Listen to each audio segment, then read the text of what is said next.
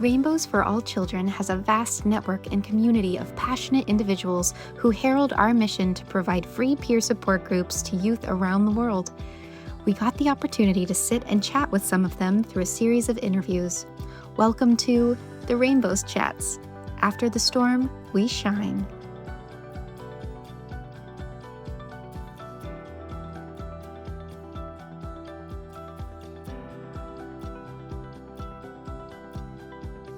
I was very young when I participated in the program, probably 5 or 6 years old.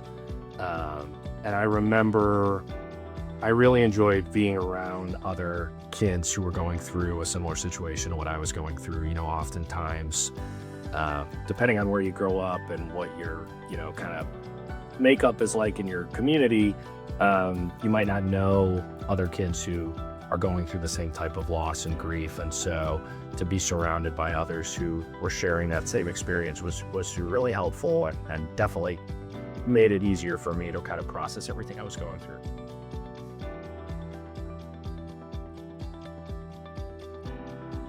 My parents divorced when I was very young. I was only 2. And I was, I think I was never diagnosed this way. It was, the late 1980s, and it was just a different time. But I think I was probably depressed. I had developed a stutter and had become very withdrawn. I know my mom in particular was very worried about me. She'd taken me in to see a child psychologist at the elementary school that she taught at. And, I think I was just processing loss and grief on my own, which is a lot for a 2 or 3 or 4-year-old to have to do. I think Rainbows was the first sort of formalized program. It was through our church that we got connected with Rainbows, where I sort of started to understand how to do different exercises and talk with others about it in a productive way. And I think, that really changed a lot for me.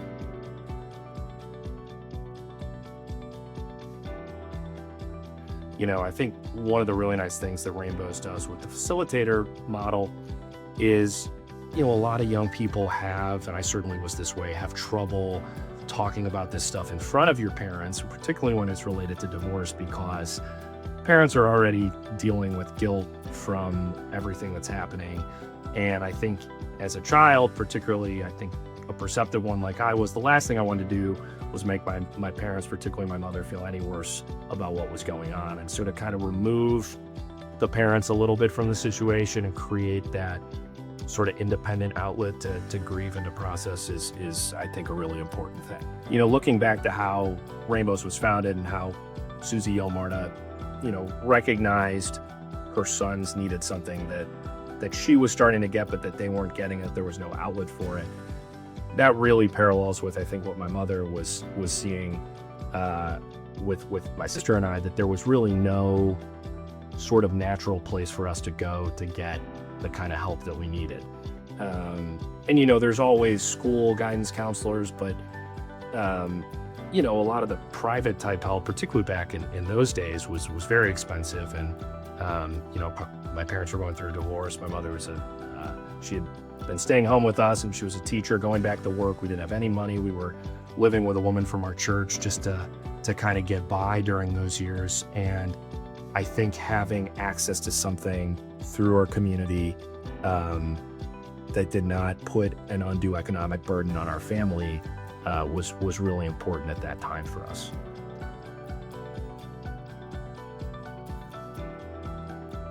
To young people, you're so fortunate if you've got people in your life that have helped get you to the point where you're enrolled in Rainbows, because that just means that there's people that really care about you and have identified you as someone who could really benefit from this. I would say try to really take the training and the work you do with your facilitator to heart. I think my advice too would be, grief doesn't really go away. And that probably, I don't want that to sound negative or disheartening. It's just the truth. And I think almost the earlier you can realize that you're going to be dealing with this the rest of your life in some way, the more prepared you're going to be to make sure that you have the tools to address it and to find peace. Becoming a father myself brought back all of these feelings, and I wasn't really, I don't even think prepared yet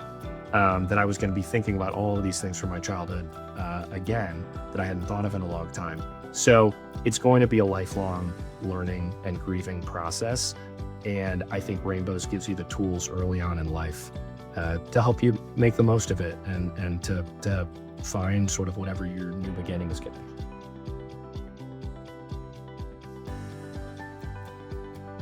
Well, we're fortunate we have amazing facilitators, and I think the training that Rainbows does to get the facilitators ready is critical. And I think we're first in class with making sure we really prepare our folks for all of the different things that they're going to see. I think one thing that, Stephanie and the staff and everyone who works with Rainbows really makes clear is that no one grieves in the same way. And I think I remember seeing that in my Rainbows class.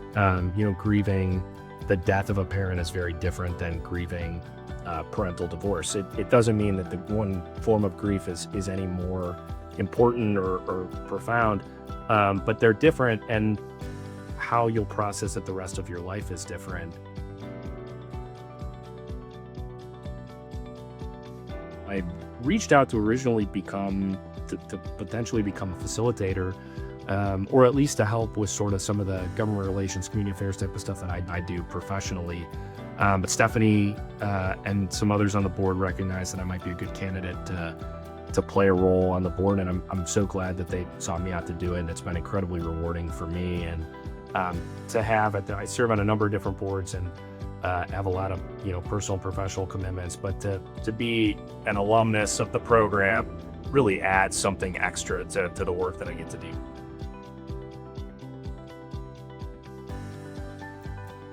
Yeah, we're fortunate to have just a wonderful board, diverse in both experience, geographic location, all sorts of different types of people from different walks of life.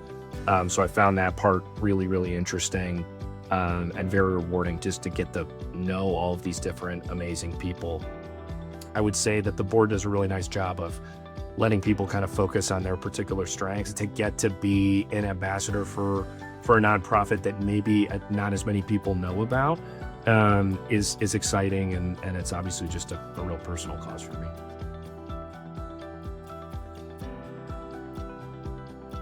I think my wish for Rainbows would be that every child that is dealing with some type of grief or loss, that someone in their life knows that Rainbows exists, and that we are set up in a way where we're prepared to respond in virtually every community. I think that's the trajectory that we're on. I think that was the dream of Susie and those who started Rainbows. And I think that, with a lot of hard work, we can get there. Thanks for watching this installment of the Rainbows Chats. Follow us on social media and join our mission of creating communities of young people who are facing loss and uncertainty so that no one has to grieve alone. Together, we can create a world where after the storm, we shine.